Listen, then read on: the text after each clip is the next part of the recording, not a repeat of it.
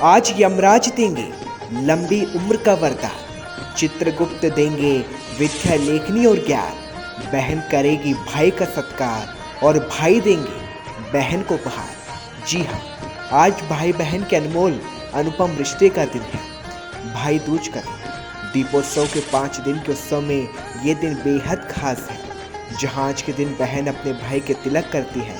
लेकिन क्या आप जानते हैं क्यों मनाई जाती है भाई दूज और क्या है इसका महत्व और पौराणिक कथा? भाई दूज यम द्वितीय पर्व भी कहा जाता है। भाई दूज भाई बहन के प्यार का पर्व है, रिश्ते का पर्व है, बहनों के अधिकार का पर्व है। भाई दूज पर बहनें करती है भाइयों का स्वागत सत्कार और भाई देते हैं बहनों को उपहार। कुछ ऐसा है ये पर्व। भाई दूज पर बहनें यमराज की पूजा कर मांगती है भाई के लिए लंबी उम्र का वरदान।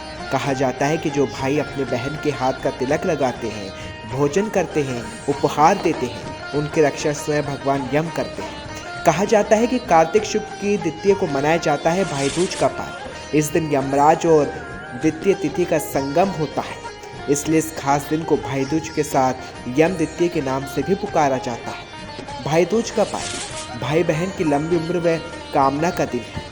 इस दिन बहनें भाई की लंबी उम्र सलामती की पूजा करती है, भाई के तिलक करती है।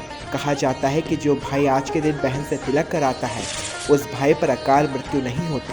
इसके साथ ही क्या आप जानते हैं भाई दूज के दिन यमराज के सचिव चित्रगुप्त की पूजा भी की जाती है। क्या है इसके पीछे पौराणिक कथा, ये भी सुनिए।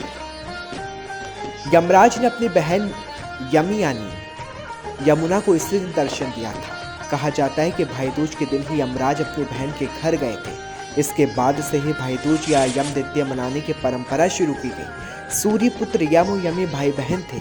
यमुना के कई बार बुलाने पर भी एक दिन यमराज यमुना के घर गए। इस मौके पर यमुना ने यमराज को भोजन कराया और तिलक कर उनकी खुशहाली की कामना की। इसके बाद यम बहन यमुना से वरदान मांगने को कहा, तो यमुना ने कहा कि आप हर वर्ष इस दिन मेरे घर आया करो और इस दिन को जो भी बहन अपने भाई का तिलक करेगी उसे तुम्हारा बहन नहीं होगा। बहन यमुना के वचन सुनकर यमराज अति प्रसन्न और उन्हें आशीष प्रदान किया। इस दिन से भाई दूज के पर्व की शुरुआत। आज के पश्चात कार्तिक शुक्ल की द्वितीया तिथि को संसार यम द्वितीया के साथ साथ भाई दूज के रूप में भी जानेगा।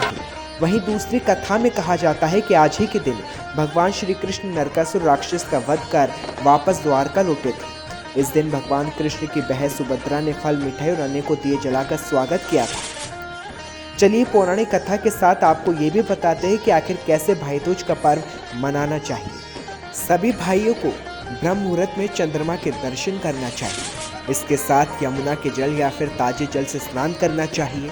इस दिन भाइयों को बहन के घर जाकर बहन के हाथों से बना खाना खाना चाहिए। बहन अपने भाई को खाना खिलाए और उसका तिलक आरती करे। भाई अपने सामर्थ्य के अनुसार बहन को उपहार दे। इस दिन यमराज को प्रसन्न करने के लिए बहनें व्रत रखती है, पूजा करती है। लेकिन क्या आप ये जानते हैं आज के दिन यमराज को प्रसन्न कैसे किया जाता है?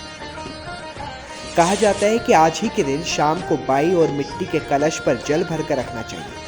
इसके ऊपर सरसों के तेल का चौमुखी दीपक जलाए और अगले दिन कलश का जल घर में छिड़काव करें। भाई दूज के इस दिन चित्रगुप्त की पूजा की जाती है। चलिए ये भी जान लें कि चित्रगुप्त का जन्म ब्रह्मा जी के चित्त से हुआ था। चित्रगुप्त का काम प्राणियों के कर्मों का हिसाब रखना है। मुख्य रूप से इनकी पूजा भाई दूज के दिन ही की जाती है। इनकी पूजा से लेखनी, वाणी और विद्या का भी वरदान मिलता है। यानी इस यम द्वितीय के दिन यमराज चित्रगुप्त का दिन है। आज एक साथ 2 पूजा का वरदान और फल मिलता है। कहा जाता है कि यम द्वितीय के दिन शिव पार्वती की पूजा से मिलता है मन चाहा जीवन साथी। भले ही ये पर्व भाई बहन के प्यार को हो, लेकिन यम द्वितीय पर शिव पार्वती की पूजा से मिलता है मन चाहे वर का वरदान। कहा जाता है कि इस दिन शिव गौरी की संयुक्त पूजा करनी चाहिए। पौराणिक कथाओं में इतिहास में छुपा है